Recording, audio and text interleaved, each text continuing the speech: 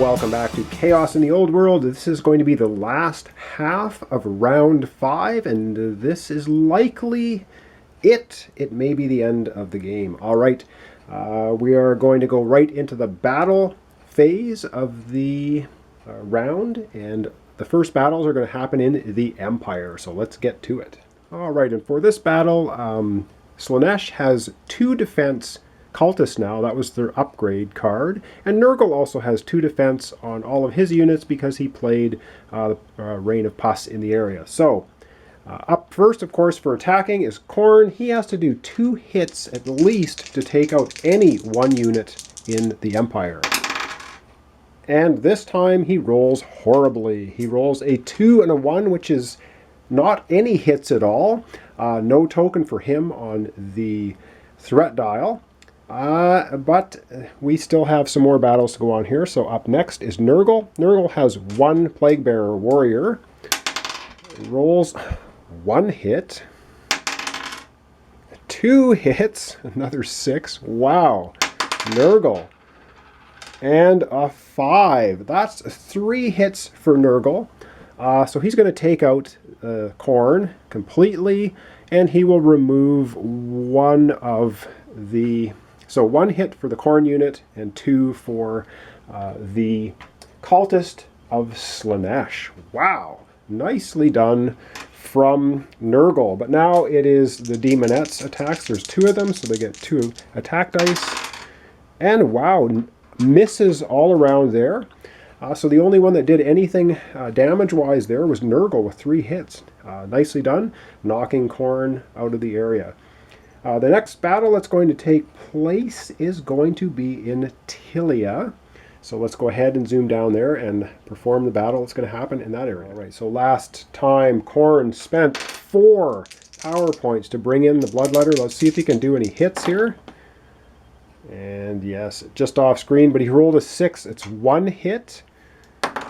And a 2 is a miss. So he gets 1 hit in the area. He will remove 1 of Tzeentch's cultists.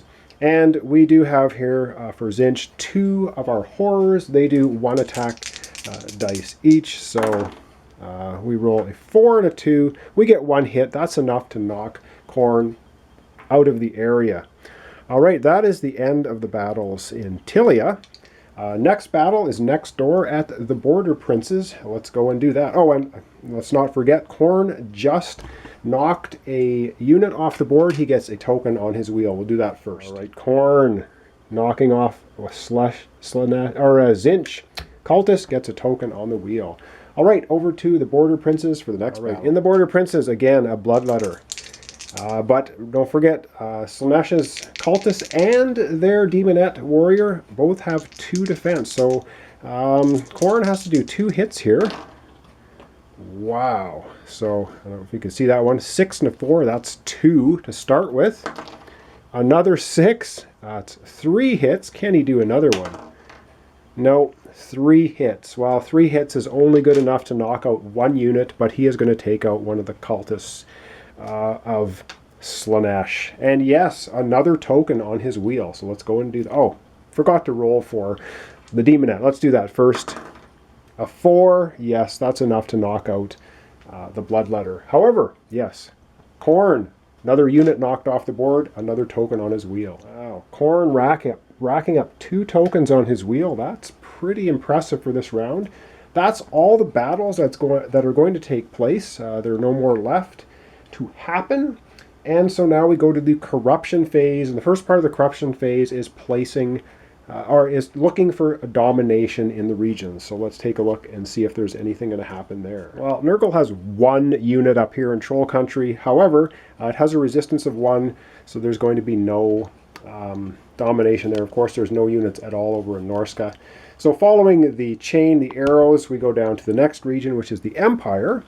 And it looks like domination-wise, Slaanesh has 1, 2, 3, 4, 5, 6 is their total, and Nurgle has 1, 2, 3, 4, 5. So Slaanesh has 6 domination value, a resistance of 5, which they overcome. They have more than Nurgle, And because of the noble token, they're going to get 6 victory points. So good for Slaanesh. Let's give them their 6 victory points for dominating the Empire this round. All right, good for Slaanesh. They're going to go from 11 to 17. 6 victory points. Not quite enough to catch Khorne at 21, but still better than nothing. Let's go to the next region, looking for domination. All right, in the next region that's not ruined, of course, is Tilia. And yeah, if you take a look in Tilia, we have domination coming up the yin-yang for Tzeentch. We've got 1, 2, 3, 4, 5, 6, 7, 8 miniatures, and 2, 9, 10. Totally blows away the defense of 2. So yes, Tzeentch is going to capture 2 victory points for Tilia. All right, Tzeentch getting 2 points, 1, 2, 38 to 40 points. And we might as well just cheat a little bit here. We're going to go up, and we're going to look at the border princes for domination. And indeed, Slaanesh has 2 units. The defense value of border princes is only 1 resistance value. So they dominate the region, and it has a noble token. It's worth 2 victory points. So Slaanesh, another 2 victory points, and that's going to be it for the domination part of the corruption phase. Next, we'll be placing corruption tokens, but let's give Slaanesh the 2 points first. All right, Slaanesh, another 2 points, up to 19, trying to catch Khorne. All right, let's start placing corruption on the board. Nurgle, way up in Troll Country, they're going to place 1 corruption for their 1 cultist. And when we go down in here, following the arrows, of course a Plague Bear does not place corruption. Into the Empire, we have 3 cultists for Nurgle. So that's going to be 3 corruption tokens placed for Nurgle. And it's a populous region, so they're going to get a token on their dial. And Slaanesh also has 3 cultists. They are going to place 3 corruption. And because it is a space that has a noble in it, it means they are also going to get a token on their dial. And they have 1, 2, 3, 4. They have 7 corruption, 8, 9, 10. There's 10 corruption now in the Empire. Not enough to ruin it. So let's go give Nurgle and Slaanesh a token on their dial. All right, both Nurgle and Slaanesh getting tokens on their dial. All right, let's go to the next region to place corruption, which will be Tilia. All right, so in Tilia, we, Tzeentch, are going to be placing 6 corruption. That is an absolute monster pile of corruption. So we're putting 6 corruption in there. There's already 1, 2, 3, 4, 5 is 11, and a warp stone makes it 12. Guess what? This Tilia has been ruined. And I should have mentioned earlier in the ruin cards, they are numbered 1 through 5. So the first region that's ruined gets the number 1 card, the second 2, third 3. This is our 4th region ruined now, and it gets the number 4 ruination card. And cheating a little bit, the last token of corruption placed will be on the border princes, and that is going to be Slaanesh is going to place 1.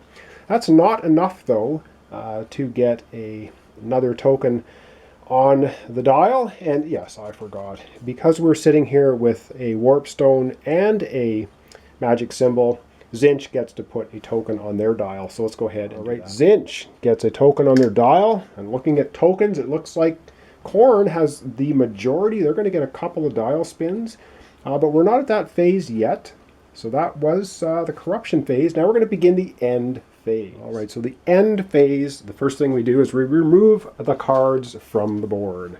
So we're going to remove, there was 4 cards played, and the 4 cards are going to come off the board. And after that, we have to resolve hero tokens. So we're going to go ahead and do that next. All right, the first hero token is up in Troll Country. There's only 1 unit in Troll Country. It gets destroyed by the hero. All right, there are 2 other hero tokens on the board. Let's go and deal with them. All right, so following the arrows, the next hero token we have is in the destroyed Bretonnia. It's going to take out a unit. There's only Khorne units here. Khorne decides to remove his cultist. And then the next region that has a hero is down here in the freshly ruined Tilia. Only Tzeentch is here, so let's just remove one of our cultists. Okay, that is that is that. Next, we resolve old world cards. So let's take a look at the text on them, starting with the card in zone 1 and then the card in zone 2. All right, so to resolve the card right now in the old world phase, says in the old world phase, cards are resolved. Any player with one or more followers in Bretonia must discard a chaos card if able. Well, Khorne does have a bloodletter in Bretonia. It's destroyed, but he's still there.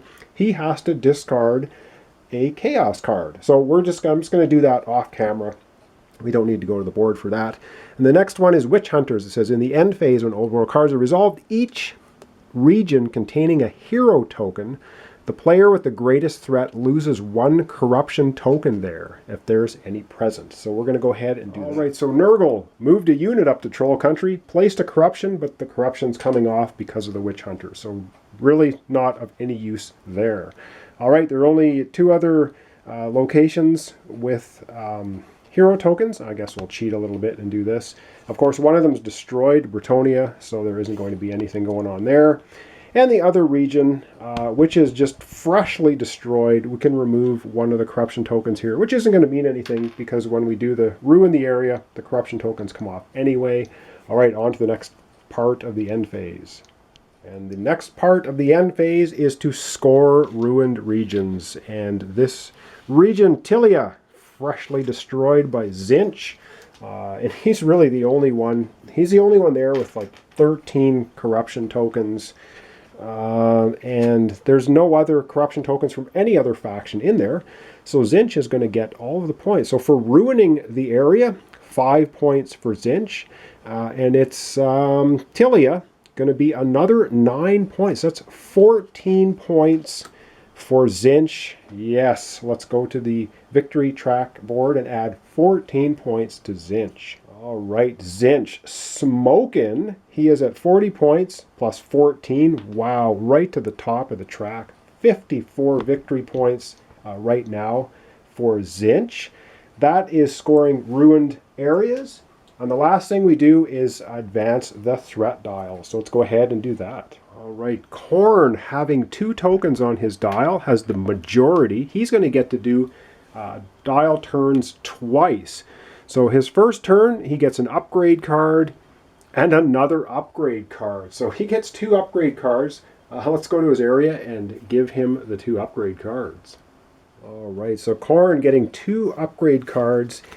He has decided to upgrade his cultists to the Bloodsworn, which means his cultists now have an attack value of 1. So before they had 0, now they can attack.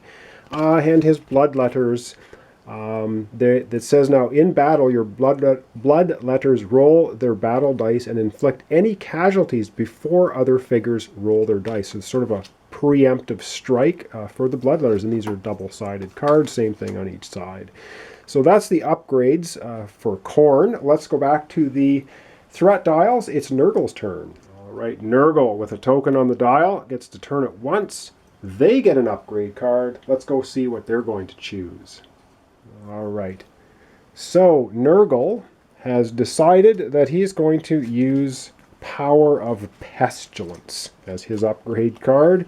It says when you recover power points in the draw phase, gain 1 power point more than the highlighted value. So we're going to put his token on there. So next time he's going to start being at 7 power instead of 6. All right, it's now over to us, Tzeentch, to see what we get. All right, Tzeentch, we get a turn of the dial. What do we get? We get an upgrade card. All right, let's go pick one for Tzeentch. All right, for Tzeentch, deciding to upgrade our cultists, our acolytes. And our upgrade basically says, when summoned from the board, rather than from your stockpile, an acolyte figure may bring a warpstone token, if present, from its original region to its destination region. So basically, you can move a cultist from one region of the board to the other, and he can take a warpstone token with him. All right, last up is Slaanesh, and they get a turn of the threat dial, so let's see what they get. All right, Slaanesh has a token. Slaanesh gets an upgrade. Turn of the dial, place 2 nobles. So let's go ahead and place 2 nobles on the board. Alright, so Slaanesh gets to place 2 noble tokens. They're going to place one, the Border Princes, and the other one they're going to place down here in the Badlands. And that concludes the wheel turn portion of the end phase. And next we check for end game scenarios. So I'm going to zoom out and we're going to do that. Alright, so the first place we check for end of game scenarios is the threat dials. Is anyone's threat dial sitting on victory? The answer is no. And the next victory condition we look at is victory points. Is anyone got 50 or more victory points? Indeed, Zinch has 54 points. And the closest one behind him is Nurgle at 37. So we have just ended the game in a Zinch victory. Yay for us. Well, again, probably not the most strategically excellently played game. I was just trying to pretty much highlight the game, show you how it works. It's simple to play, but highly complex with all the interactions. And I don't know, I hope you enjoyed it. It is quite a good game. It doesn't take forever to play, although it seems like it. But there's a lot of easy steps to follow. You just follow the rule book, and it tells you in what order to do everything.